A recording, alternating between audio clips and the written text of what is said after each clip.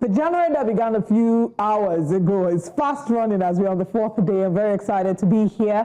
Thank you very much for joining us this morning. We hope that you're still keeping up with your fitness goals and you've not yet run out of the gym out of boredom. I am Olive MOD and you're welcome to Breakfast Central. And now we have also Joe Hansen and Winger. What's going on, people? Thank you so much for joining us on a Tuesday morning. And need I say that, Olive, it's February. Because we're in February already. Yeah, it's February. Oh my goodness.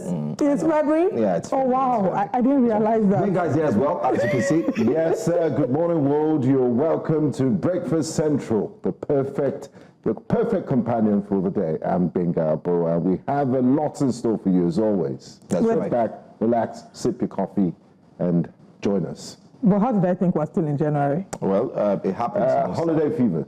Yes, you're still in that holiday mood. I think it's called post-holiday blues. Yeah. Because I'm still feeling like I'm in the holiday Post-holiday blues. Yes, there's something about coming back from holiday and feeling like, nah. Some people say you actually need a holiday to recover from that holiday. That's so smart. Okay, let's go into the big news. Grand story, breaking news. Yesterday we did talk about the potential strike that was commenced on the 4th of February by the Nigerian Labour Congress as a result of the 50% potential tariff hike by the telecommunications sector. Now, the interesting news that you probably were seeing or you saw coming is the fact that the strike is no longer happening. There was a speech delivered by Joe Ajero. Let's take a listen.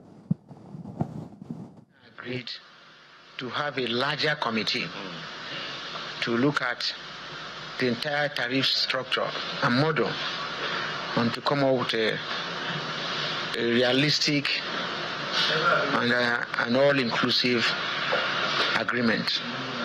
So the committee will be made up of 5 from both sides and expected to come up with a result after 2 weeks. That will determine the next line of action and the process of engagement. The symbolic action of submitting the letters tomorrow will be put on hold until the outcome of such committee. The outcome of such committee is what will determine our next line of action in terms of protest, in terms of boycott, in terms of... There you go, we have it. Joe Ajero of the Nigerian Labour Congress saying, you know, the strike has been put on hold. They're going to form a committee to look into modalities, and then in a few weeks' time, they'll look at the results of the committee. Has the NLC lost its relevance? I believe it has. So it's either of two things. It's either the fact that the NLC figured that Nigeria is not really send them again, and that no Nigerian is really going to come out for that protest. People are hungry, people are angry, people are cranky, and people don't really rate the NLC like that again. So it's that, and also a typical NLC standard that once they announce strike, they're going to close door meetings, and after a while, they'll tell you they're setting up a committee to reinvestigate, to review, and that's how everything goes down the drain. We already predicted that this was going to happen, but I think you don't really need a crystal ball to see that the strike was going to happen. Olive, it's a face-saving move, because if you feel the pulse, and Joe, we've been here since last week, Nigerians have been saying, look, we don't agree with NLC on this and that. So, like Olive said, they're losing their relevance. I really don't understand. I mean, for me, it's quite shocking that you would agree to go on a strike, and then all of a sudden they call you into the closed door, you go in, you gist more, and then you come out, and then you talk to the press, so we decided to... You know what shocked me more? They want to set up a committee. Please, Joe Ajero, please. What is... I don't really get it. I think we are becoming a comitocracy in Nigeria because we love that word, committees. Do you know, and this is a fact, that there's a committee to implement the Stephen Oronsoye report? Oh yes, the committee was given a 12-week deadline. Yeah. And 12 that 12 week is almost a year. Did you say it's almost or it's finished? Oh my goodness, comitocracy, a new word you've learned here on Breakfast Central here on News Central Television. And you know, they just infused a few new words into the Oxford Dictionary. Maybe when they're doing a further review, comitocracy should be infused. So do you think in 2 weeks' time after they've met the committees... Immediately, no. They should die it now. Immediately, no. Don't ask anything about the NLC. I'm sorry to say this. Should I be sorry? It's a joke. It's a joke. it's a joke in the sense that there are more pertinent issues, and if you're going to address and you're going for a protest or a strike, it should have been done since, and you should have had closed-door meetings. And in fact, when they were even making that decision, on Saturday I was opportune to be with the CEOs of the telecom companies, where they gathered a few press members, and we were all there, and the Alton boss made it clear that, listen, he explained the same thing we've explained, how tough it is to actually run the business as a telco, as a telecom company. But then again, I'm expecting the NLC to have sat down with them and say, okay, listen, why don't you do it, Benga, we've agreed. In short, I'm out of words. We've agreed that even if they're going to increase, one of the ideas or the suggestions was that they should do it in bits, stage by stage. Stage 1, maybe 30%. Then after a few years, you now do 20%, making it a total of 15. Not just going to say you're going on strike. Anyway, that's that about the NLC, nothing quite surprising. But what is quite surprising is an incident that occurred in Ogun State on the 21st of January 2025, but only just became viral. A video made way to social media, and in this video, what we could see was an Oloye that was made to kneel down, and we saw Obasemi Ogunjobi. The reports, I mean, we can't categorically see the face of who's speaking, but it's alleged that the Olorile of Orilefo, Obasemi Ogunjobi, made this Oloye kneel down, hurled insults at him, slapped him, threatened to use the police to lock him away because he has the police in his pockets. And finally, he made the Oloye prostrate. At some point, the Oloye was speaking to Punch newspaper, and in that conversation, he mentioned there that he was afraid for his life. It was said that the Oba is fond of intimidating and threatening people. First of all, this is a 73-year-old man he's making go through this. Now, he said that the Nigerian police, it is said that the Nigerian police has invited him to clarify his claims of having them in his control, and that, the investigations have happened. Also, it's been said that the Oba has been suspended for 6 months. Now, the reactions to these are people who think that 6 months was not sufficient enough punishment for the Oba to have acted in this manner, that he has acted in a manner not befitting of the crown, and as such he should have been completely unseated from the throne and not just suspended. But what that video shows us, I'm going to hear from you both shortly, but let's take a look at the video. Let's take a listen.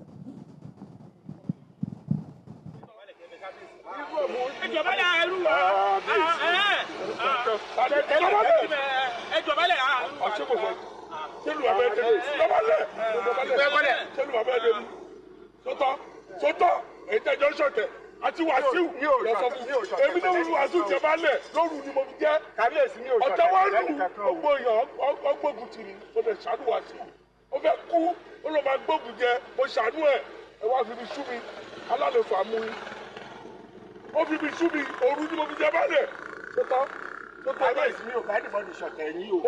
kí ló lọ ṣe ń bẹ̀. máa rún ẹlẹ́wọ̀n. sọ́ba ni àbíbálẹ̀. mo tí mo retí ni pé mo fẹ́ rún ẹlẹ́wọ̀n máa rún ẹlẹ́wọ̀n.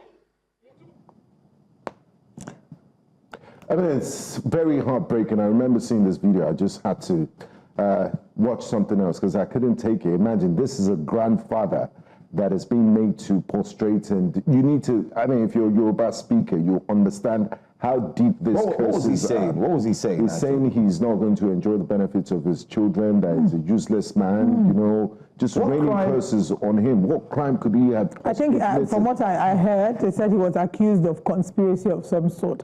Regardless of whatever the crime is, there's a proper way to deal with crimes. If you feel the man has committed a crime or a civil matter, take him to court. This again reflects Nigerians and our nature of being so obsessed with power.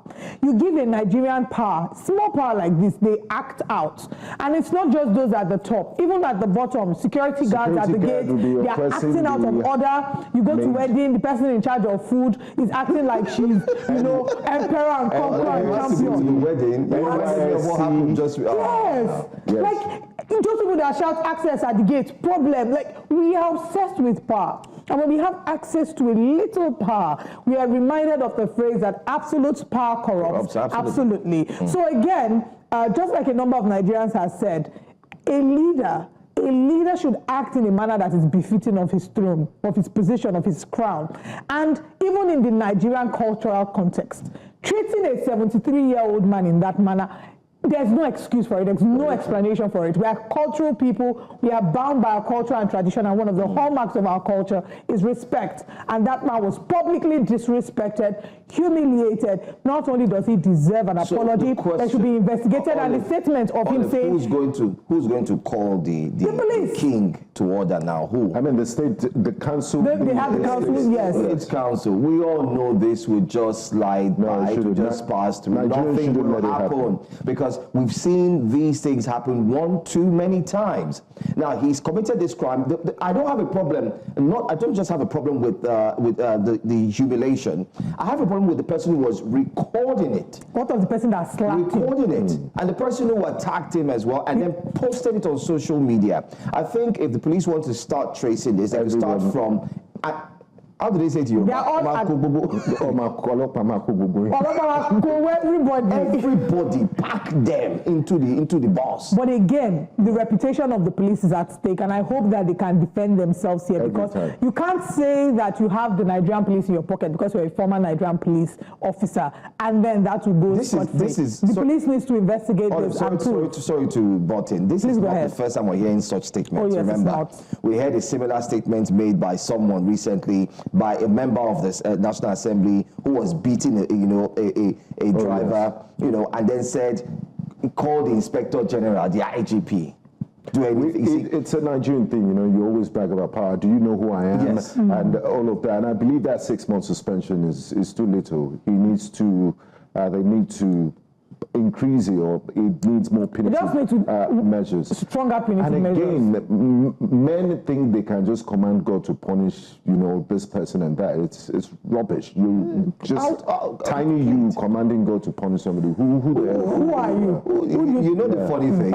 Even the person saying they will command God is not sure of what will happen in the next 24 hours, because you are not a seer. You can't even foresee what will happen. You don't know the outcome. This reminds me of when I was in university. A quick story. We're playing football. I always try to play in the first set because it's 2 goals. And then there was a dubious goal, and we managed to chase the other guys away, and somebody was complaining, don't worry, God is watching. I said, God has made me intervene in Champions League. Is this foolish football? You know what? That was a very sweet spot. But another sweet spot I would quickly like us to chip in to wrap up this morning talk would be, of course, the fact that our very own Thames is a Grammy Award-winning artist and has clinched the Grammy for the 2nd time and has gotten a presidential congratulations. Didn't that make you smile? How do you feel? You've interviewed a Grammy winner in the past. None of us have done that, so it's a big achievement, my sister. I'm going to go and look for that interview and frame it. In fact, I think my claim to fame is one of my very first interviews. I was the one that did it. Yay! Fantastic. No, but beyond that, I think that Thames is very deserving of the accolade she's getting. She's putting Nigeria on the global map. She's making Nigerians proud, I'm very excited. She has such a powerful voice. I'm sorry. Just to wrap things up, we're wrapping up. I was reading this tweet in President Bola Ahmed Tinubu's voice. If we can put the tweet up again. I don't know. Congratulations to Thames, baby. Something like that. I don't know. I'm just reading it in his voice because it's his tweet. How would he say it? But kudos to the president. I mean, it's recognition of the influence and what the creative economy is doing. In the past, we only pay lip service to this, but for the president to be following this, I mean, it's just recognition of what young Nigerians are doing. Hardworking, honest young Nigerians, and of course, the entire value chain. When we're growing up, all the jobs were doctor, lawyer, teacher. And now we have furniturist and the likes. They funkified them. We also have, the music producers, we have content creators and all of police officers. But I don't go too far. I think I'm just going to drop this as we wrap up. Very quickly, President Bola Ahmed Tinubu, you're watching us now. We know you are. I think one way you would instill belief in Gen Z is to possibly move to a Thames song. Hey, love me, Jeje. Love me, tender. Please. Okay. Let's see if the president will take up that challenge. But I think the Lagos State governor is more likely to do that. Oh, yes, he is. He's already congratulated Thames as well. Friendly governor. Yes. Well, that's all that we have for this morning's talk to kickstart the conversation, but that's not all that we have today. Let's share with you the main conversations we're bringing your way this morning on Breakfast Central. This morning, fresh reactions trail IGP Egbetokun's tenure extension. We'll be looking at what the law says and the interpretations thereof. And President Tinubu signs Federal University of Environment Ogoni Act. And Nigeria targets 2.7 million barrels per day by 2027. Lofty thinking or possible? Let's see. FEC approves $1.07 billion loan for health sector. And we reviewed the newspaper front pages this morning. Join us for all these and more on Breakfast Central. And now let's bring you breakfast headlines.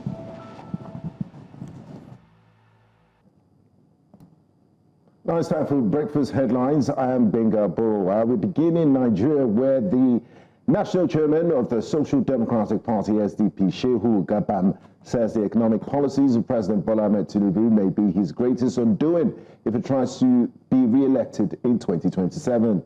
Gabam listed some of the unpopular policies of the Tinubu administration, including the sudden removal of petrol subsidy, unification of forex rates, electricity tariff hike, and telecom tariff hike, among others. He criticized the president over what he described as its hostilities with opposition voices and denied claims that the ruling All Progressives Congress, APC, pays political parties 50 million naira bribe to weaken their role in holding the government accountable. Now in Edo State, the Edo State House of Assembly has urged the State High Court to affirm the suspension of the chairman of the 18 local government areas of the state. In a suit filed on January the 28th, 2025, the House seeks a declaration that by virtue of the provisions of Section 20 of the Local Government Law 2000, Edo State, the first claimant, Edo State House of Assembly, has the power to suspend the chairman and all vice chairman of the Local Government Council of Edo State.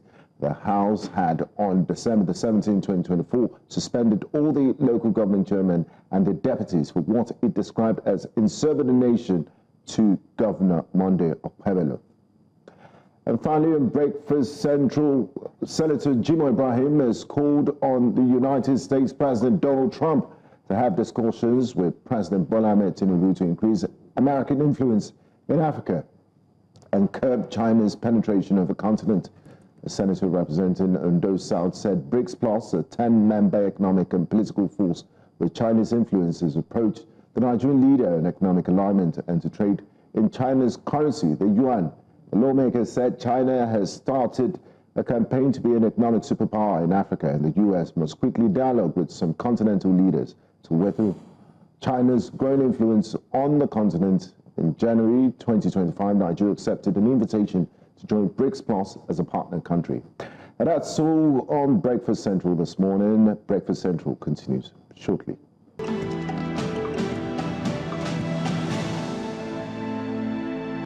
Welcome back to Breakfast Central.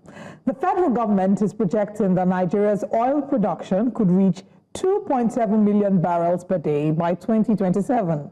This forecast was shared by the President's Special Advisor on Energy, Oluvehejen, in an interview and reported by Bloomberg. She credits improved security in oil fields and transportation for this potential increase. She says also highlighting that removing fuel subsidies has revitalized the downstream oil market, making investments in refineries more attractive.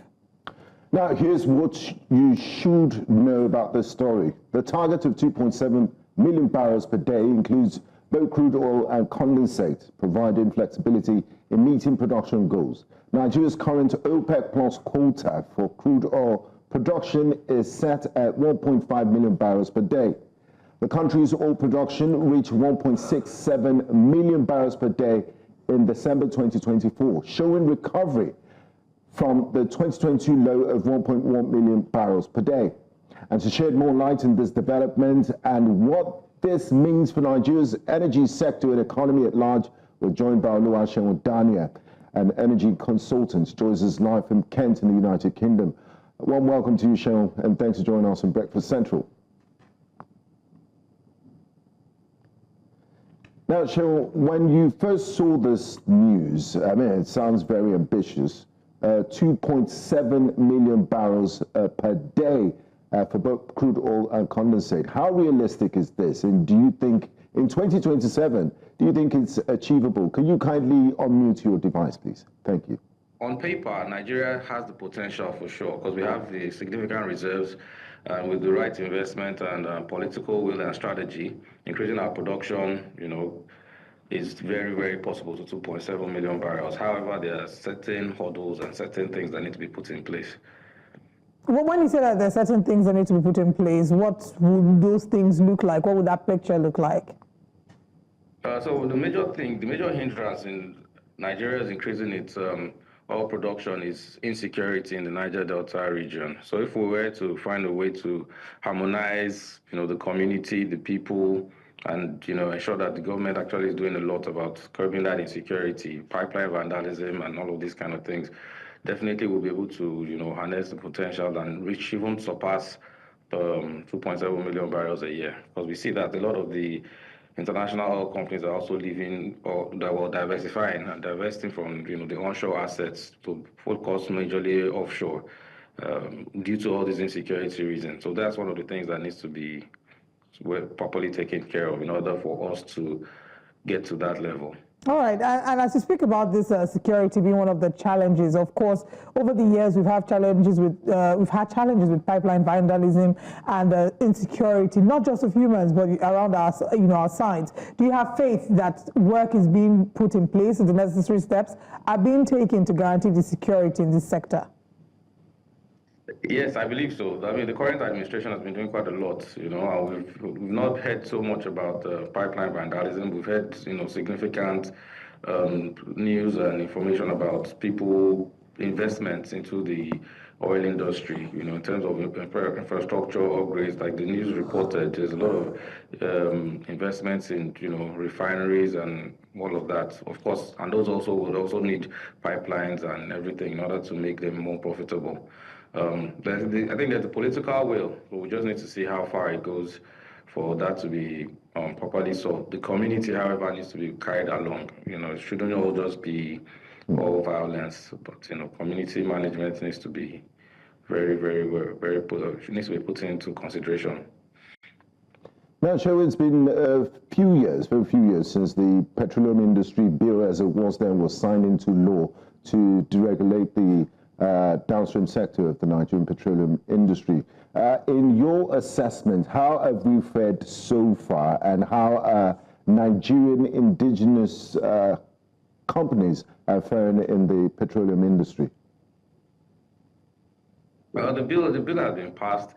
Certain aspects of the bills are still in contention. We can see that a lot of local players are somewhat benefiting, but not, ultimately. There are some aspects of it that needs a lot of government intervention. So one of the things that has been introduced in the bill will be that host community management, whereby it requires a lot of the companies to invest a certain percentage of their profits into the host communities. We are hoping that will, reduce these insecurities. That would also encourage people within the communities to partake to basically see themselves as owners. There's some other parts of the bill that people require more from the government, but at this point, considering where Nigeria is economically, we might not be able to get those level of commitments from the government. But I believe that if we have good understanding and everybody works with that, public-private partnership model, we should be able to see profitability. All right. Is it also of concern to look at areas where there is tension, tension in the local communities, especially those who have had historical tensions, for example, the case of Ogoni land? Is that something that we'll look at, or something that should be considered, as we're planning to increase our output?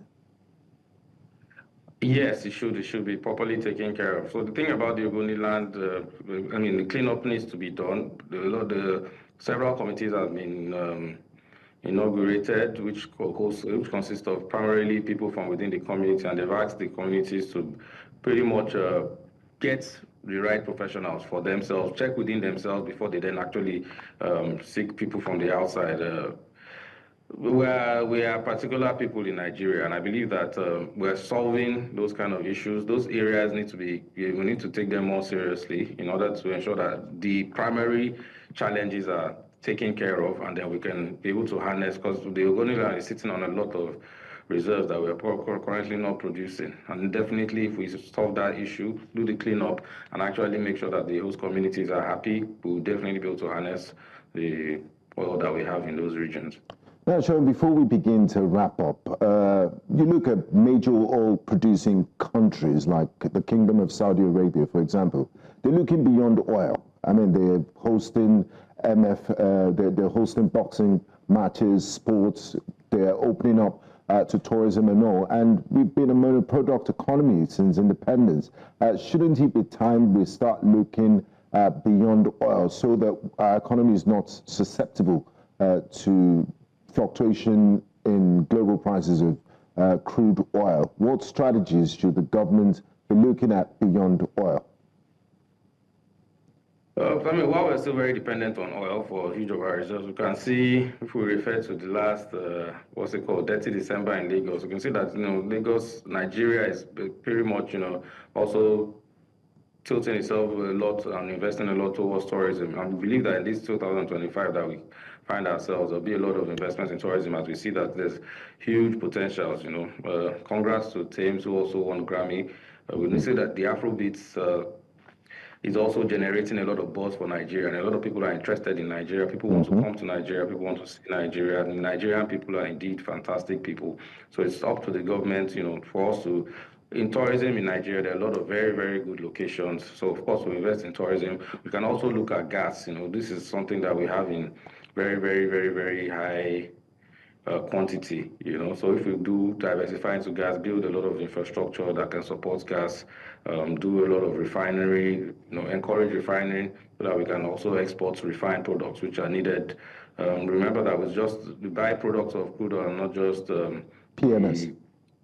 AGO, jet fuel, and all of that. There's still a lot of other byproducts that different industries that are used across different industries. So I believe we expand the value chain, not just in oil. Nigeria has potential. Both tourism, we have a lot of human capital that can be exported in terms of talent. We have our content creators who are also bringing in a lot of effects into the country. I mean, basically, we see our fintech industry growing. Nigeria has very huge potentials, and we can diversify from being just a crude oil dependent country to actually being, somewhat, we can sell services. They have there's a whole lot to think Some about. good news. There's light at the end of the tunnel. Well, we've been talking about diversification of the economy for the longest time. I look forward to actually seeing what that looks like in practical terms. But let's still go back to this expectation for 2027. Do you think that, or how would you say that our OPEC quota would influence the achieving of this goal? And do you also think that the Upstream Petroleum Regulatory Commission, has a role to play in us achieving this goal? Yeah, so the way the OPEC works is they give the quota according to your production. You have to show capacity. At some point in time, Nigeria was producing over 2.1 million barrels a day. Right now, it's reduced because our production dropped all the way to maybe 1.1. That's lost about half of what we have. So OPEC will adjust accordingly. So if we were producing at full capacity, that's including crude oil and condensates, and we have shown that capacity, we can always go back to OPEC to request for an increase in the quota, which I'm sure most likely would be accepted because Nigeria is a big player, whether we like it or not, in the global oil trade. What was the second question again? The second question was Upstream Petroleum Regulatory Commission, NUPRC, and Yes, the role they may have to play. Definitely, the NUPRC has a big role to play. NUPRC, in collaboration with the federal government, will definitely need to, give out incentives to people who are. It's not an easy sector to play in, so they need to give out incentives, tax waivers, and as much as possible that will let people be able to invest and actually play properly in that industry. Basically, for the NUPRC, they just need to set ground rules that work, that will benefit country, benefit the businesses, and benefit all Nigerians altogether. All right, Sharon Dania, thank you very much for joining us this morning to have this conversation. Wish you a wonderful rest of the day. Thank you, it's probably a very cold morning there, so enjoy your rest of the day. Thank you, always a pleasure. Thank you very much. All right, we'll then move on from here to the next conversation. Now, the Inspector General of Police, Nigerian newspapers, sometimes they would like to write the embattled because of all the current brouhaha surrounding his office. The Inspector General of Police, Kayode Egbetokun, is at the center of a heated debate over his tenure. The Police Service Commission clarified that it has no constitutional powers over the IGP's retirement, but new legal arguments suggest that the amendment to the Police Act might not be enough to extend his stay in office. A legal practitioner and secretary of the Association of Legislative Drafting and Advocacy Practitioners, Dr. Toyin Clinton Jaja, has called out the Attorney General of the Federation, Lateef Fagbemi, saying that only a constitutional amendment and not an act of parliament can lawfully extend the IGP's tenure. This had sparked concerns over whether the rule of law is partial in this regard. President Bola Tinubu appointed Egbetokun as the IGP in June 2023 for 4 years. He was 59 years old at the time. Public service rules mandate retirement at 60 years of age or after 35 years of service, whichever comes first. Egbetokun turned 60 in September 2024, causing many Nigerians to speak up against his continuous stay in office. It's a lot of confusion as to what the true position and the legal interpretation of, the new amendments means. But joining us is a legal practitioner and the chairman of Access to Justice Committee, African Bar Association, Sonny Ekwowusi. Good morning and thank you very much for joining us. Thank you very much. I'm very happy to be here this morning. All right. I would like you to maybe help us with some clarification as to what the legal position is. There's been an amendment. We're not certain, they say 60 years of age, 35 years of service, whichever comes first. So it's a lot of confusion that's happening. We'd like you to share with us, the legal interpretation of what should be. Well, the legal position has been initiated by the 1999 Constitution, specifically section 215, which states that the Attorney General of the Federation shall be appointed by the President and on the advice of the Nigerian Police Command. That's the Nigerian Police Command.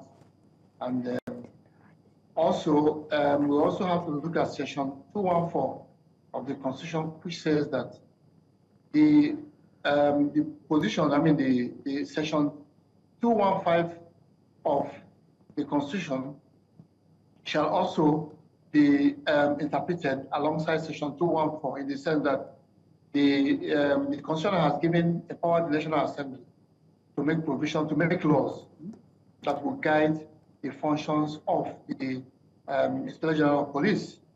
And the controversy about the tenure extension or no tenure extension, it has been resolved by Section 7 of the Police Act, which is the Act of National Assembly, to the fact that the tenure of the Inspector General of Police shall be 4 years.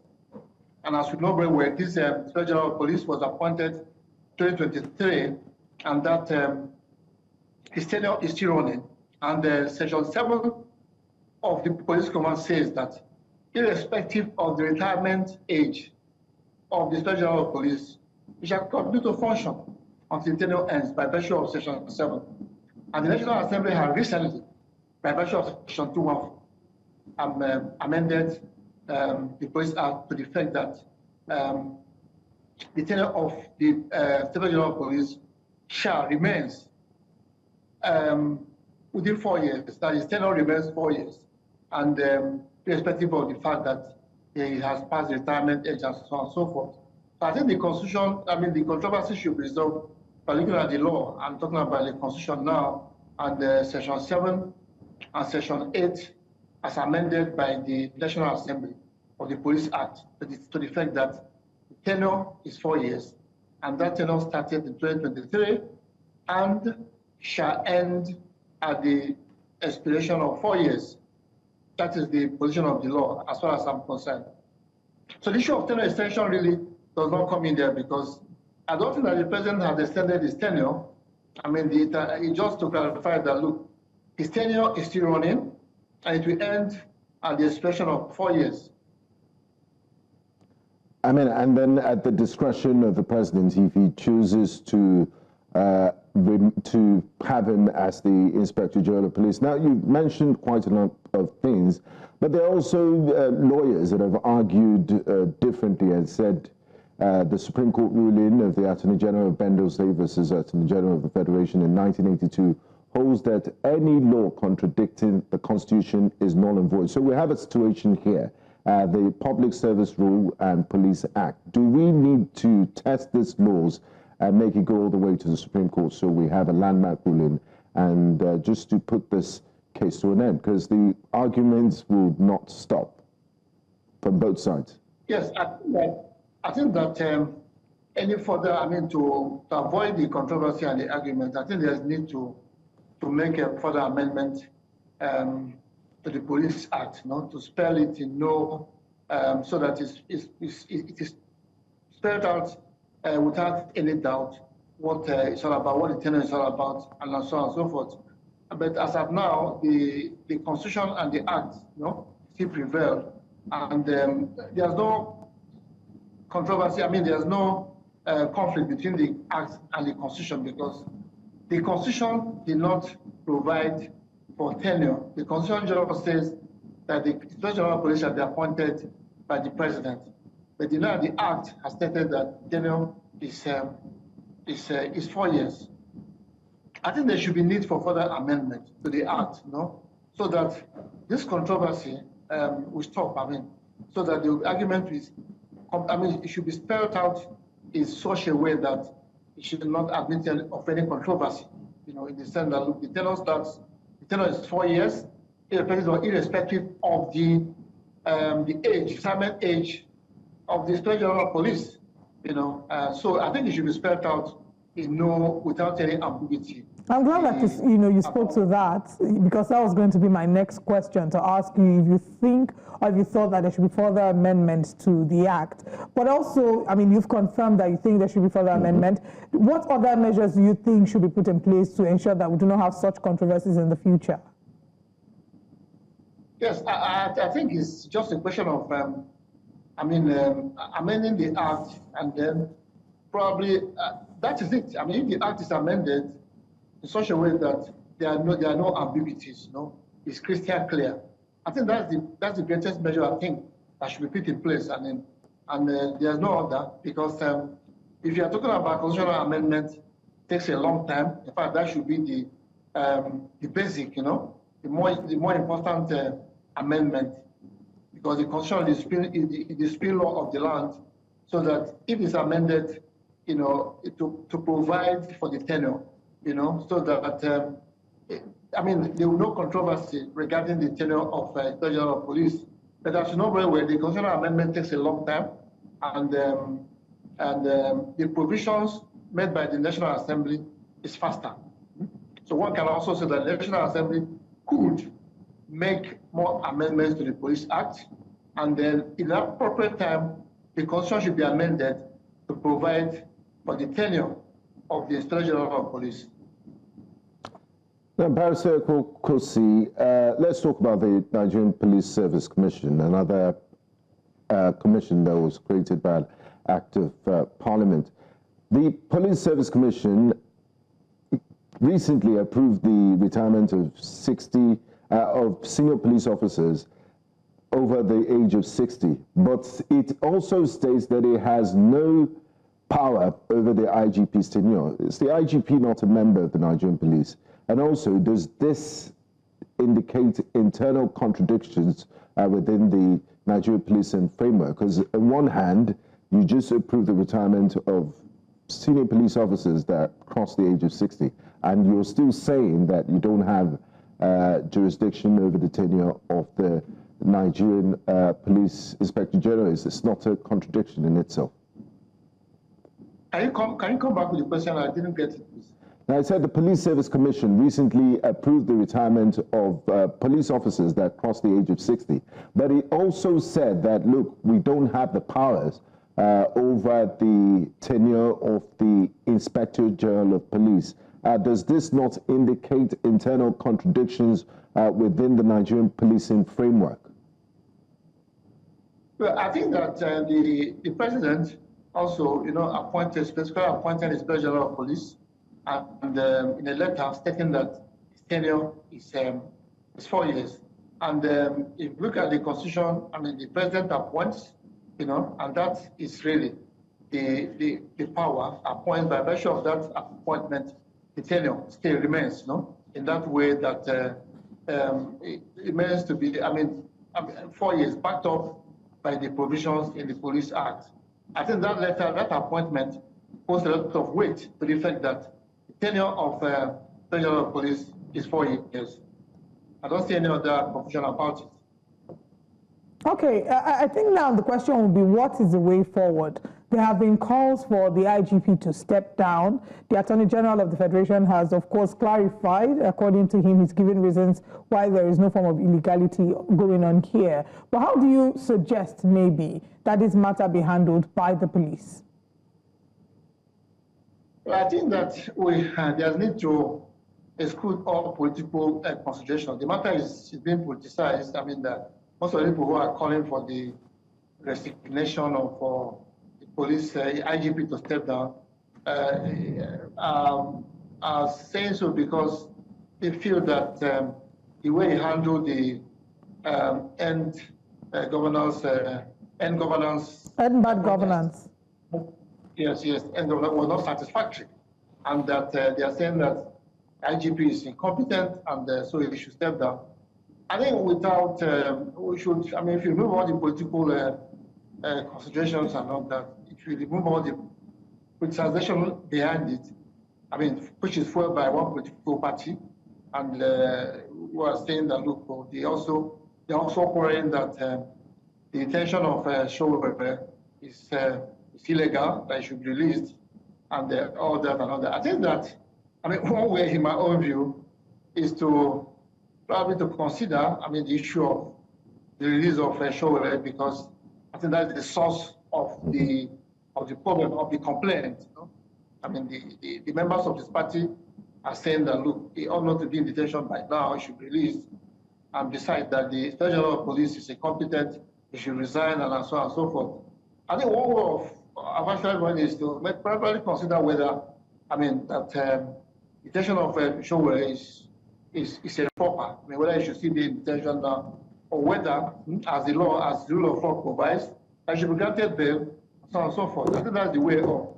And also, if the Inspector General of Police can also, improve the criminal justice system in Nigeria, which we know very well is very appalling, I think that is actually making people to canvass all this, that he should resign and no need to detention and all that, because they feel that, look, things are not going well. That things are not properly handled. And in my own view, I agree that the Nigerian criminal justice system should be reformed. We have been saying this over the years, and nothing has happened. And in this administration, we have not seen more change in the criminal justice delivery, and that's why people are detained and they are not given, their freedom is not guaranteed, or they are not released, and so on and so forth. I think that's the source of the problem, that, look, people are detained and they are not taken to court, they are not granted bail, So,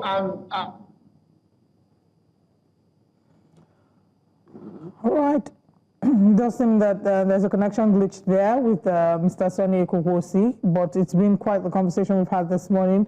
Thank you very much, Mr. Sonny Ekwosi, for joining us to have the conversation about the potential or likelihood of the extension of the IGP's tenure. Thank you for your time with us this morning. I guess in the coming days, we'll exactly see what will play out. If he would step down, you said they should stop politicizing it, and I'm sure that they're listening and we can see how this will turn out. Thank you for your time with us this morning. Welcome back to Breakfast Central. Let's take you through the papers this morning. And we're joined by the publisher of the Nation newspaper, Ikechukwu Amechi. Always a pleasure to have you. Good morning. Thanks for joining us. I'll leave the pleasure mine. How are you? Very well, thank you. Good to see you again. Yeah. It's good to have you. So many stories to look at this morning. We'll be reviewing the papers and opening the phone lines so you can join as well via the phone lines and contribute to any of the stories you'd like to speak about. But let's start with the Nigerian Tribune. On the front page, 7 policemen shot, scores wounded in Osun Obaship crisis. 4 of our youths killed.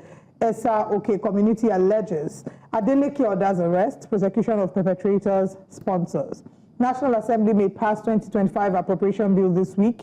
Oyo government inaugurates 25-member coronation committee for Alaafin. Kogi courts sacks Ohinoi of Ibira land. Ogoni land gets Federal University of Environmental Technology.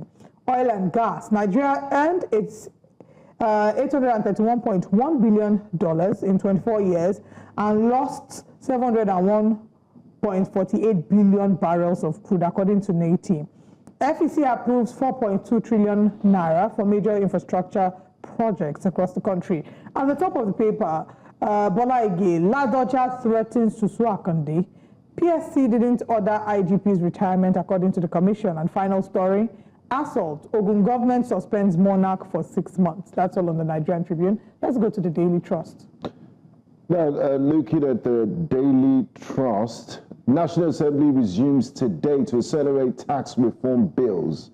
There's also World Cancer Day with the current burden to our families, says the patients. Sad news there. And court sacks Ohinoi of Ibira land. A lot of kings seem to be in the news for negative reasons these days. I remember our breakfast conversations, we talked on one of them. A condemnation trial of ex-NHI boss pleads not guilty. Nigeria orders to get 150 billion euros EU fund. And of course, at the top of the paper, we told you the story earlier. Nigerian Labour Congress suspends protest over telco's tariff hike. Okay, moving on to our next paper. All right. On this day newspaper, NUPRC writes oil producers threaten sanctions over non-supply to local refineries. Komalafe advises refiners to adhere to international best practices in procurement operational matters. Vehigen, federal government targets 2.7 million barrels per day crude oil output by 2027. That's probably a good place to start with the conversation. But let me still take a few other headlines. Federal government approves 4.2 trillion naira for Lagos-Calabar Coastal Road and other major road projects nationwide. CBN reports banks, other financial institutions reported higher default rates for loans in Q4. And final story, Donald Trump, Ramaphosa bicker over South Africa's land expropriation law. U.S. President vows to cut funding to African country, set to extend sweeping tariffs to EU and to UK. But let's quickly start off with the potential, the plan for the federal government to achieve 2.7 million barrels per day crude oil output by 2027. We had a guest earlier, Shaun Daniel, join us, and he said from the indications that there's a possibility that we can actually achieve 2.7 million barrels per day by 2027 if we put certain things in place. And I wanted to find out if you agree with that sentiment. If we put certain things in place, why not? Why not? Look at other oil-producing countries around the world. Saudi Arabia, how much crude oil do they produce in a day? It is tens of millions. So Nigeria can actually produce that much, but certain things must be put in place. We must also reduce the incidence of crude oil theft. So unless there is a secure environment in the Niger Delta, unless we are in a position to secure even that which is produced, the truth of the matter is that right now, nobody can tell you in real terms how much crude oil that Nigeria produces. They say we're doing 1.6 million, 1.7 million barrels a day. That's what they say. But the government in real terms does not know, because we don't even have the capacity to know how much crude oil is being produced here every day. So going by what has happened, there was a time we are doing less than 1 million barrels of crude oil per day. Going by how far we've been able to go in the last few years, I think that projection of 2.7 million barrels per day is a possibility, but certain things must be put in place, and there must be a secure environment where all these incidents of theft will be reduced to the barest minimum. But is the likelihood possible? I mean, these are just, oh, if we do this, if we do this. With the way that Nigeria is moving, do you think that we're on that trajectory to achieving it and that we're doing what needs to be done to ensure security, reduction in vandalization and oil theft? I don't think we are doing what we ought to do. I don't think we are putting in the infrastructure that is needed to actualize what they intend to do. All I am saying is that if the conditions are there, Nigeria has the capacity. The question you are asking, are the conditions likely to be there? I don't see the government pushing hard enough to put those necessary conditions, the foundation that will make it possible for us to do that much. Nothing stops us from producing 3 million barrels, 4 million barrels a day, but there must be conditions necessary for these things to take place. They don't take place in a vacuum. Go and look at the countries that are succeeding and what they have been able to do to succeed. Is a whole lot of hard work, a whole lot of infrastructure, a whole lot of other issues that must be there. There are issues that must be tackled by the government to provide the enabling environment for those who are extracting this crude to be able to do that. Are those things there? I don't think so. Will we be able to do it within the time frame they have given to themselves? Again, we are dealing with a government that is so tall on blowing hot, but when it comes to the actualities, it's always a problem. We'll get back to you, Mr. Mechi. We have Alphonsus on the line from Abuja. Good morning. Hello, good morning. Okay, we'll get back to you soon. And also, the This Day headline, I find this very interesting. And because the rainy seasons will be coming in the next few months, so it's very good that we fix our roads as soon as we can. Federal government approves 4.2 trillion for Lagos-Calabar Coastal Road and other major projects nationwide. It targets 2 million jobs, 100 billion GDP boost with new creative and tourism infrastructure plan. Now, what's your reaction to this? All talk, no action. I mean, but we're seeing the Lagos-Calabar Express. It's almost in Ogun State now. Wenga, listen.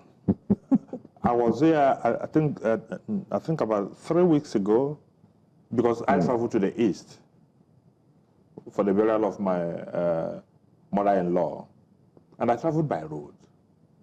Look, you need to be on these roads now to find out that, in fact, that the country that has this level of poor infrastructure in terms of road facilities, to be talking about 15 trillion, or is it 17 trillion Lagos-Calabar Coastal Road means we are not serious.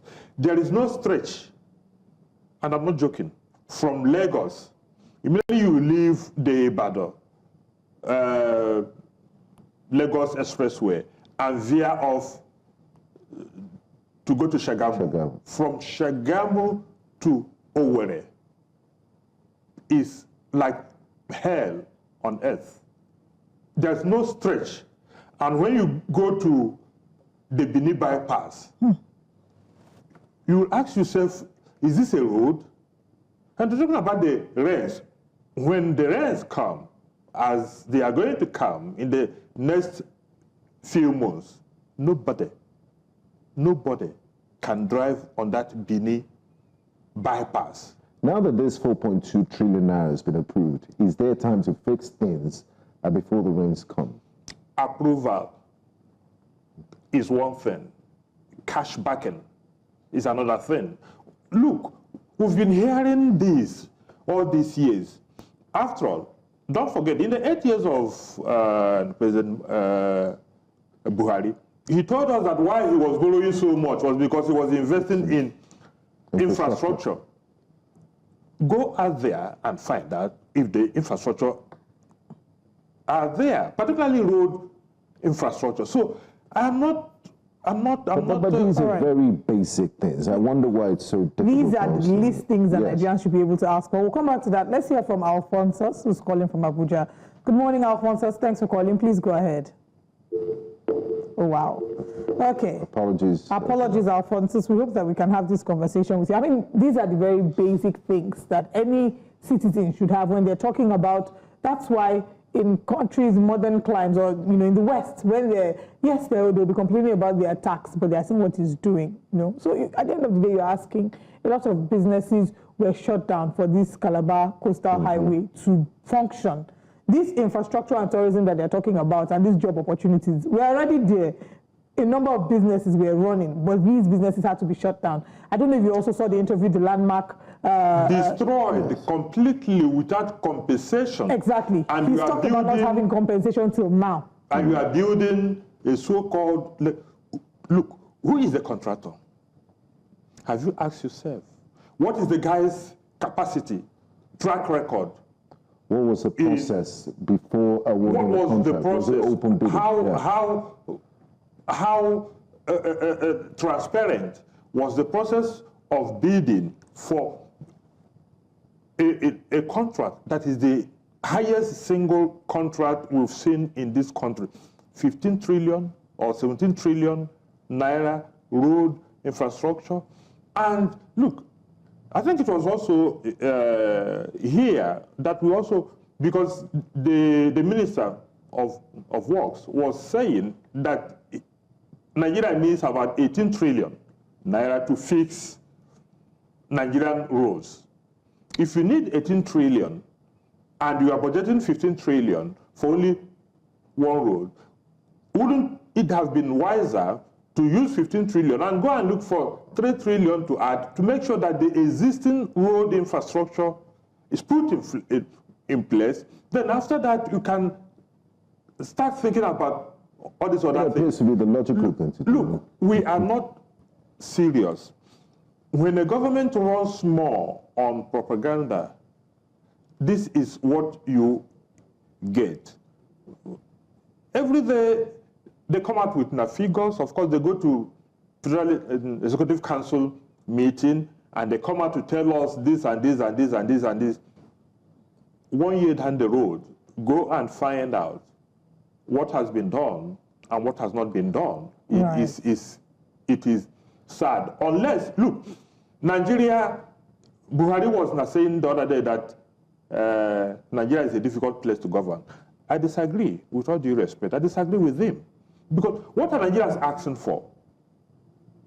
What are they asking for? What does it take to please an average Nigerian? Nothing, little or nothing. Do the basics. Do the basics. Right. And allow the average Nigerian to thrive. He's not asking you heaven on earth. We are not, look, there are countries where the government literally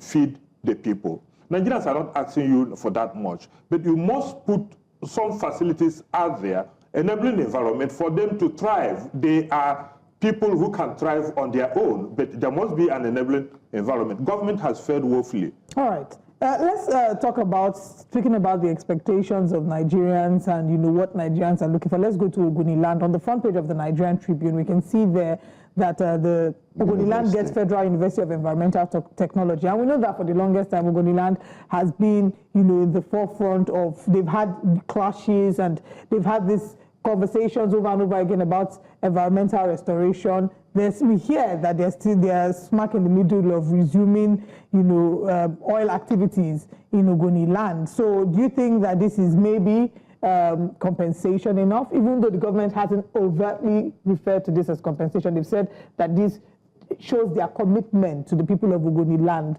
and setting up the university. So let's get your thoughts on this. And again, it's not just an ordinary university; it's a University of Environmental Technology.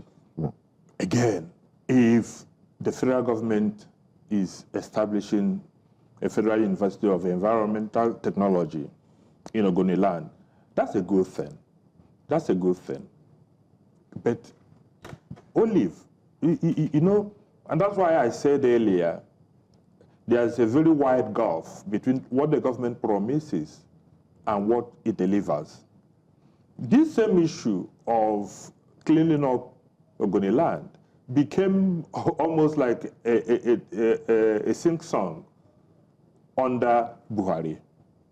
Even the vice president, in fact, Buhari was supposed to go there himself for all the razzmatazz of cleaning up. 8 years. Was Ogoni land cleaned up? No. President Bola Tinubu has started calling meetings again. 2 weeks ago, Ogoni leaders with Nyesom Wike and that's the immediate past governor of Rivers and the incumbent Sim Fubara, they were invited to a meeting in Asorok. It is the same Ogoni land. Now, you ask yourself, what is the primary purpose? Is it to pacify the people so that they will start drilling oil again in Ogoni land? Or is it actually to create an environment that is conducive for living?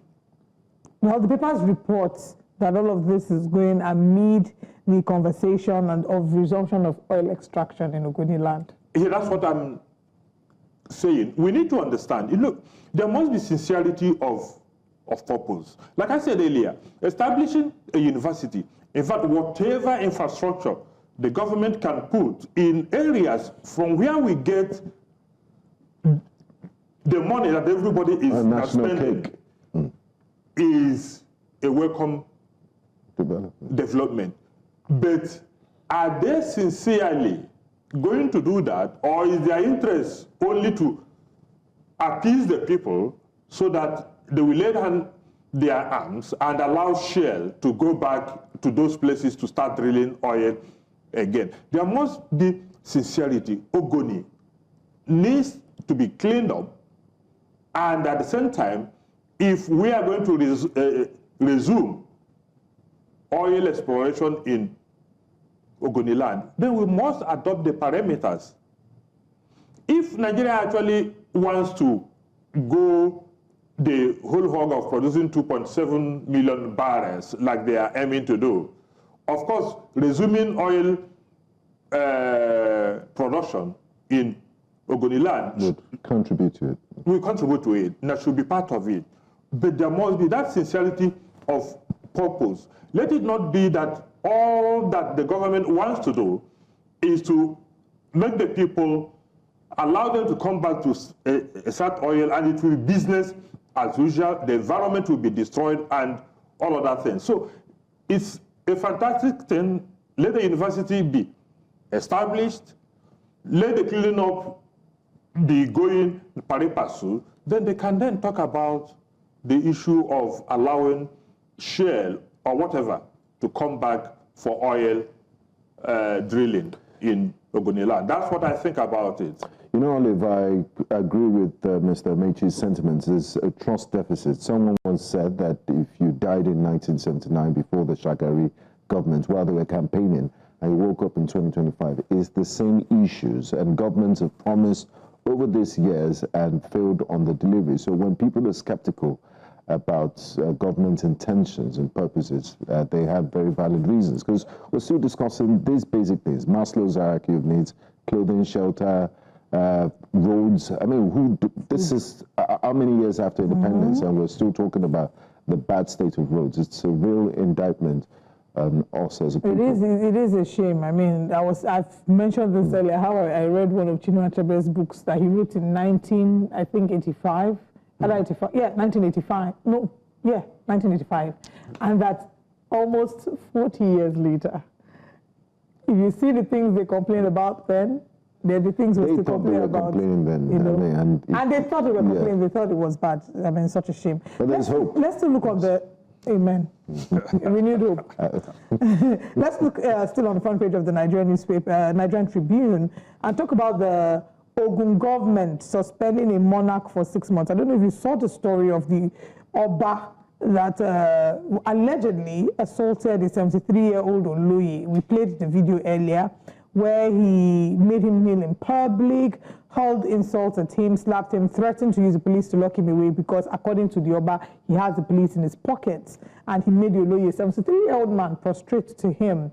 And the video was a very disturbing video. We played excerpts of the video. If we have it, we can still show, excerpts of it as well. It is, again, it goes to the heart of what we're talking about in this country. The level of impunity that goes on.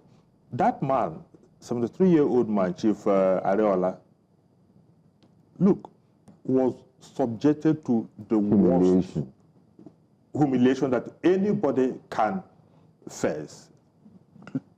Look at it on your screen. A 73-year-old man and a so-called Oba is publicly. And Olive, I was asking myself yesterday, what kind of country are we actually building where everybody with little power, you see yourself as a god? You are a councillor, you are a local government chairman, you are a member of the State House of Assembly, and every other person. And these people are people who are supposed to be servants of the people. Immediately somebody gets into a position of responsibility. It is, do you know who I am? Who I am. And he becomes a lord rather than being a servant, as it were. It is good that the Ogun State government has suspended Is the suspension enough? For 6 months. It is not enough. And look, for crying out loud, this is not even a first-class Oba. Exactly, it's some backwater place in Ogun State. This is not even a first. So if you give this kind of man the powers that a first-class Oba has, he will order people to be killed. Because, and go back to the member of the House of Representatives, mascot, that told a dispatch rider that he can... I'll kill you and I'll make you disappear and nothing will happen. And nothing will happen. That is the mentality of people who think that they have the powers to lord it over. Why did they feel there's such a level of impunity that they can get away with everything? Because people not because the state does not hold anybody accountable. No punitive measures. Look, in a system where there is rule of law, the system takes care of all these impunities. But here, anybody who has money can buy his way out of trouble. But just being a decent human being, we don't even need the laws to guide us on proper conduct and how to be a responsible citizen. Why would anyone reduce a grandfather to that level? Many Nigerians are not decent human beings. You are thinking that we have decent human beings. Look at, okay, let's even forget the Yoruba. If you have been going through the newspapers or even the news, have you imagined the level of bestiality, the way people are being killed? Especially the metro sections, yes. The way people are being killed. Yesterday, 3 children were killed and their corpses dumped in a deep freezer when their parents were not around. And you ask yourself, who is so sick? Who are doing this? A girlfriend will visit a boyfriend, and the next thing you see, her body parts will be in bags. And you ask yourself, what is all this? Every day.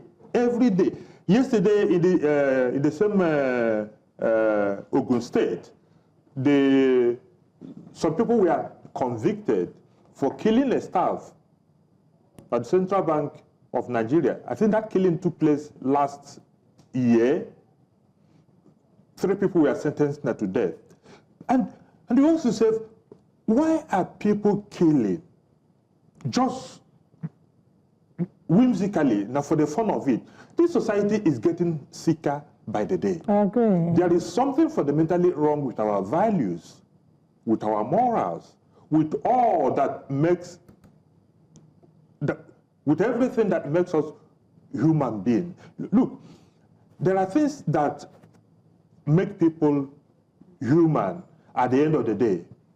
Even animals don't kill for fun. Animals kill for food. Right.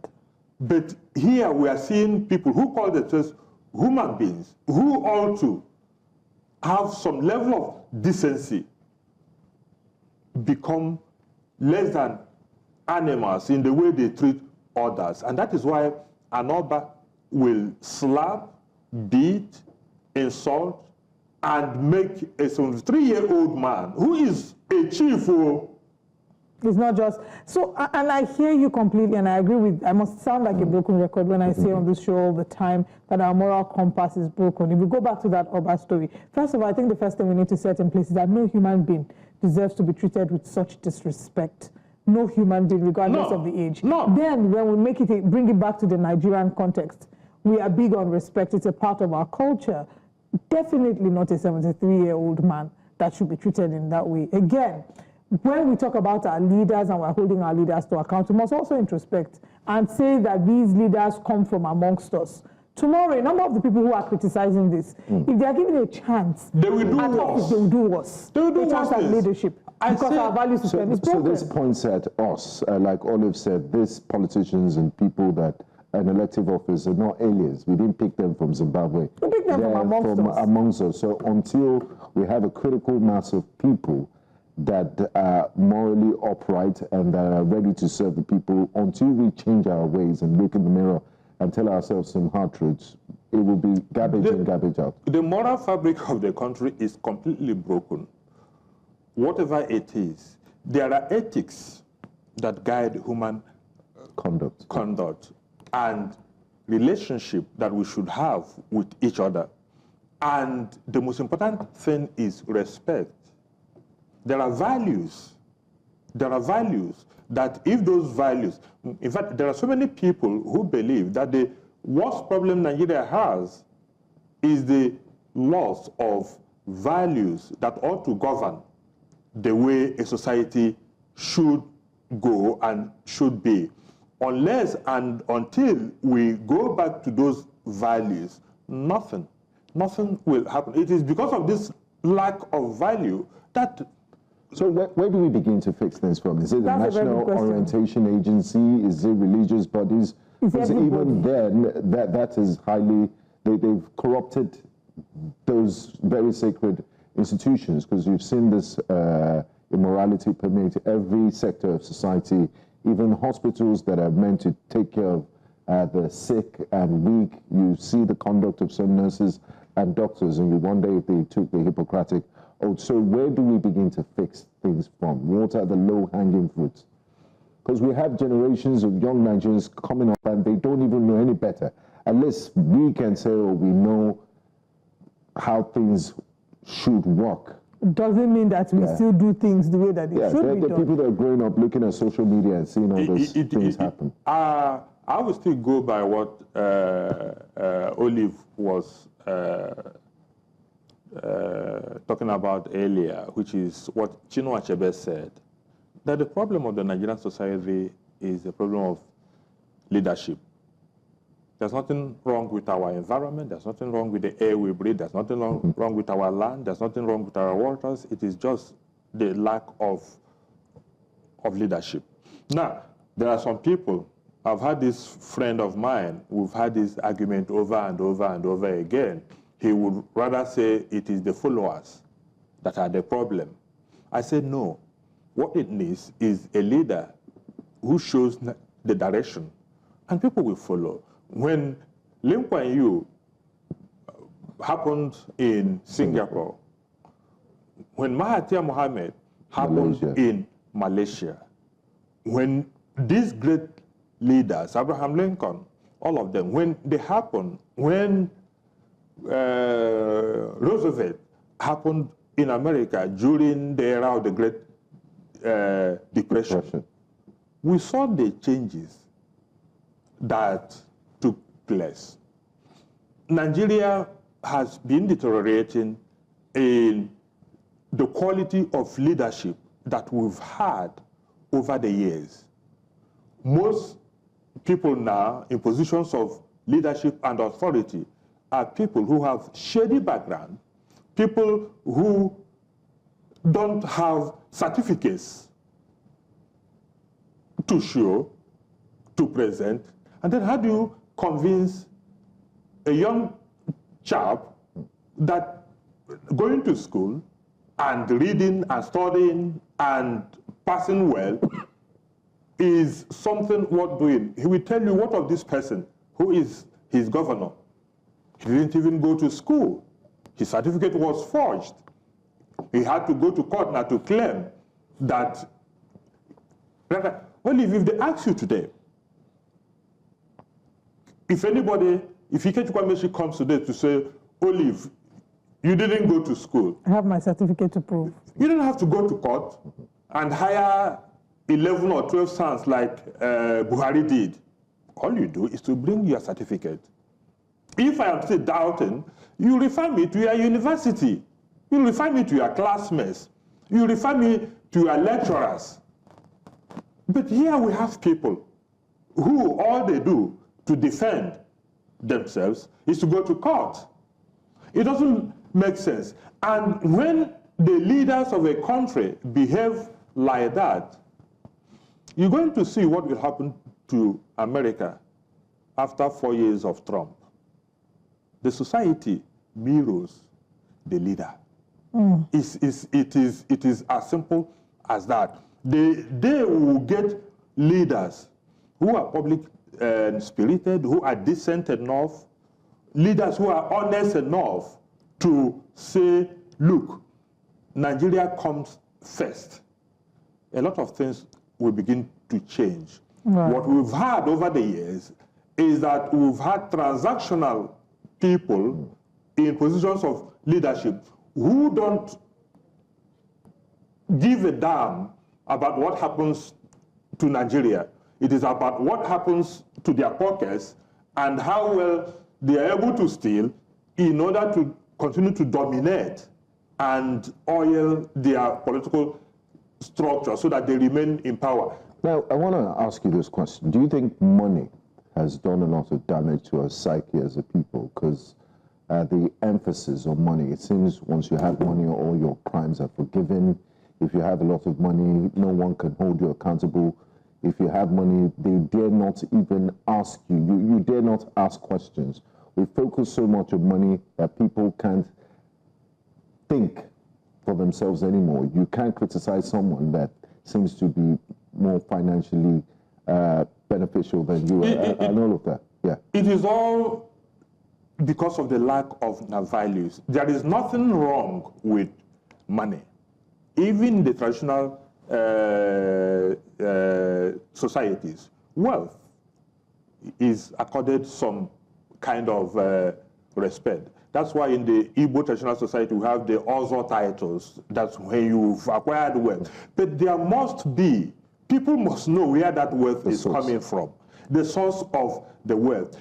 What has gone wrong in Nigeria, and this is where the values come from, is that people are rich without knowing where that money has come from. And as long as we continue to worship those who have acquired wealth, that we don't know the sources of those wealth, we'll continue to experience what we are experiencing today. Well, I mean, our value system will come into consideration again, even in the next segment that we're about to look at. Ikechukwu, thank you very much for joining us. Thank you very much, as always. Thank you, Olive Wenga. My pleasure. All right, speaking of our value system, we'll find out shortly if that is a major issue in the next story when we explore what Nigerians are saying. Kenya Airways has addressed a viral video showing a confrontation between one of its passengers, Miss Gloria Ibuku-Omisore, a Nigerian citizen, and an airline agent in Nairobi. Now, before we go into the details of the story, let's take a look at this video. So you will provide a sanitary towel. You will provide. You won't take. You come and take my phone. Touch my phone, then you will see. Touch my phone. You touch my phone. Trust me, you're not going to. Oh, no, back phone. You're not going to fly on Kenya again. Back phone. You're not going to fly on Kenya. Okay, you will see now. You can never get our airport. I will not. Thank God. I'm speaking to the Minister of Finance of Nigeria. You will see. Call the president. Then, Call the president. Okay, let's go on. Call the president. Call your president. Yes, we're waiting. Oh yeah, now. Call your president. See, you. Call the president. You continue. Continue. Yes, you will see. Continue. I want. To this disgruntled Nigerian, the Director of Public Affairs and Consumer Protection at NCAA Civil Aviation, Michael Achimungu, tweeted at Kenya Airways, and in his tweet he says, "Dear Kenya Airways, if Miss Gloria Ibukuomisore is not airlifted safely to her final destination within a couple of hours, there will be ramifications. There are limits that must not be crossed, and in 2025 you will treat Nigerian passengers better." Now, the next tweet is from Tunde Moshood, who not just tweeted about this, he talked about the video, saying that our attention has been drawn to several cases of inhuman treatment of Nigerian passengers in Nairobi by Kenya Airways, and then he attaches the video to this tweet. Now, in response to this tweet, Kenya Airways, of course, put out a statement on X. Their tweet stated that the guest was traveling from Lagos to Nairobi, Paris, and then Manchester. On arrival in Nairobi for her connecting flight, that's Nairobi to Paris, it was discovered that she did not have a Schengen visa, which is a requirement for her to enter any European Union country. She was offered an alternative to travel through London and onward to Manchester, which she refused. They further clarified that they do not provide accommodation when boarding is denied due to visa issues, as passengers are responsible for their travel documents. They claimed also that the passenger threw 3 used sanitary pads at the Kenya Airways staff.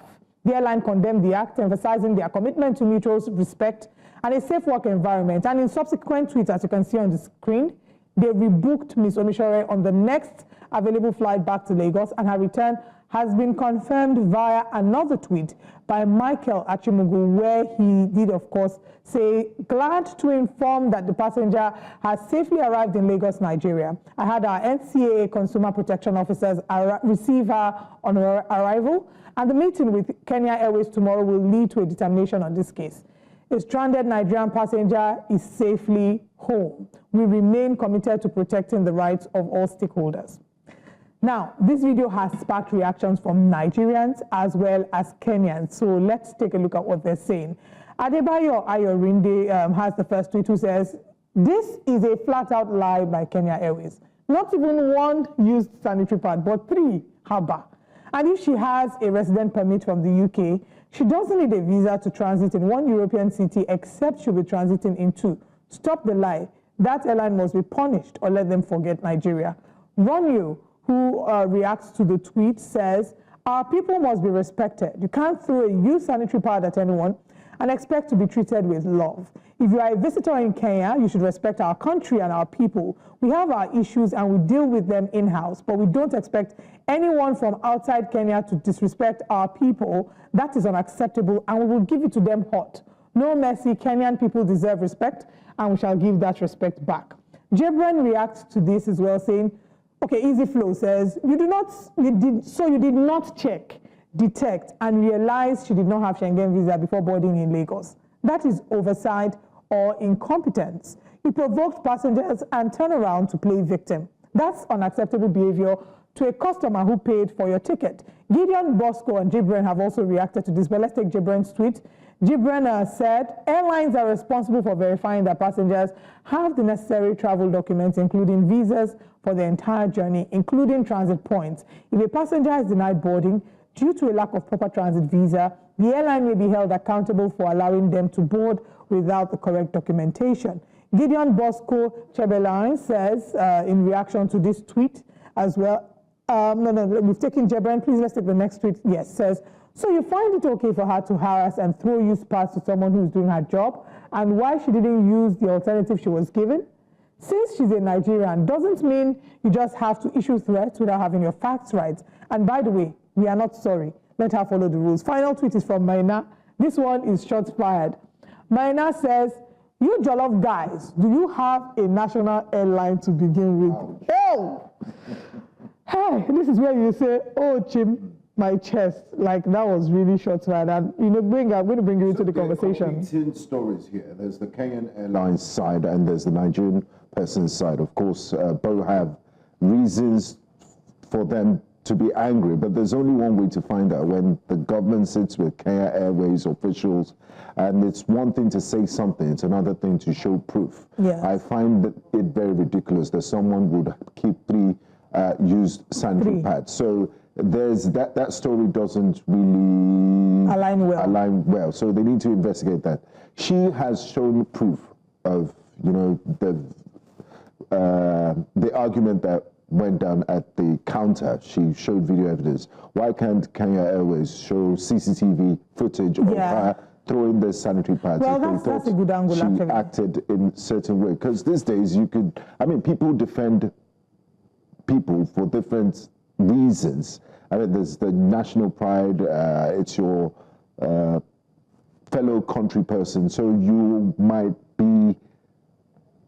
try to take her side. And others that have also gone through the same experience with Kenya Airways will testify that, look, their behavior when it comes to treatment of Nigeria is not up to par, so they need to do something about it. But there's only one way to find out: a thorough investigation to know what really transpired. And I hope that thorough investigation happens, because they've said they'll sit down with Kenya Airways. Yes. But yes, you've raised a valid point as to them sharing CCTV footage. There are videos, however, of so-called sanitary towel at the airports, but I don't know. There was no video showing her throwing it, so we do not know categorically.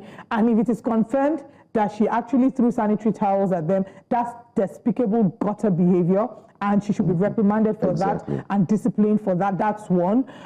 2, when it comes to traveling, I'm not a travel expert, but I do know that there are certain laws that govern traveling. When I'm booking my flight tickets, for example, there are certain airlines I don't go through. If I know I don't have a Schengen visa, I can't go through certain countries, right? So I should be able to book within the country that I have access to go through. The question now is, where does the burden lie? Your travel agent should advise you. Exactly. Yes. So it's just maybe sometimes they do it themselves, they book the trips themselves. But what's the blame? Why she's blaming them is that they issued all the boarding passes. So she had all the boarding passes. So it just feels like, why didn't you check at the start? Yes. You know, so is it the airline that has the fault? Is it the passenger that has the responsibility of doing their due diligence? I mean, for you to issue boarding passes means you've gone through screening and they find you have legitimate reasons worthy to travel. So, and my reaction to this would be the fact that if it is confirmed that Kenya Airways did provide an alternative, why didn't she take the alternative? I'm not going to stand here and say, oh, it's okay because she's Nigerian, you know. And I really don't subscribe to this national war we're doing, Kenya versus Nigeria. We are all one African continent. Let's not make it an inter-country war. Let's treat issues with the facts. She said she wanted hotel accommodation, and they said, sorry, we don't provide. From what? So the thing is, when it comes to, before an airline will provide you hotel and accommodation, it has to be that your flight has exceeded certain hours, and typically they'll mention it on their site, and there is no other alternative. Now, this has happened to me before, and to be honest, it's not the most comfortable thing. I was traveling through Istanbul to Namibia, and I stopped at the airport in Istanbul. Benga, I stayed in the airport for 16 hours. I stayed in Paris for 12 hours. It was terrible. Yes. It was many years ago. Very terrible. I hated it. I thought I was entitled to airport hotel and accommodation. Hotel, yes. It turns out I wasn't. Why? I mean, the guy was very rude about it. My friend and I were together. She had an American passport, and they gave her accommodation. And they didn't give me accommodation. They said because I don't have because I have a Nigerian passport, and I didn't have an active UK or US visa at the time. If I had an active UK or US visa, I would have gotten, access to that. So that's not to say that it's painful, it's uncomfortable, but there's also ways to handle this. If they can't meet you, and you didn't cause drama at the airport, did you? I did not, but I was very upset about it, and I said I was going to call them out. I didn't eventually call them out. I'm all for people speaking up for their right, but in this case, if they gave you an alternative, if they told you your end goal is Manchester, you don't have the papers to go through Paris. How about you go through London to Manchester? Why didn't she take that? It's not like we're going to leave Paris anyway. It's not like we're going to leave the airport. It was just transit. So I certainly do hope that this and I'm sure this is not the end. We'll follow up with the special advisors to the aviation minister for updates on this. And really, we need to stop this whole, whenever there's an issue, we make it a Nigeria versus Kenya war, Nigeria versus South Africa war, Nigeria versus Ghana war. It's unfair to say that we don't like ourselves. We complain about racism in the West, but we do worse in Africa. We don't treat each other like we're one big happy family, maybe because we aren't, but we need to work towards seeing ourselves as one family and one continent. The comments I'm seeing there, they're despicable. If we're complaining about someone from another continent treating Africans like we're second class, we shouldn't be the ones to treat each other that way.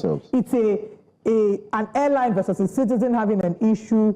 It will be investigated, it will be sorted, but until then, let's not make it a country war. Anyway, that's all that we have today on Breakfast Central. Thank you very much for joining us. We'll be back again same time tomorrow. I am Olive Emodi. And I'm Benga Boro. I'll see you tomorrow on Breakfast Central. Bye-bye. Peace out.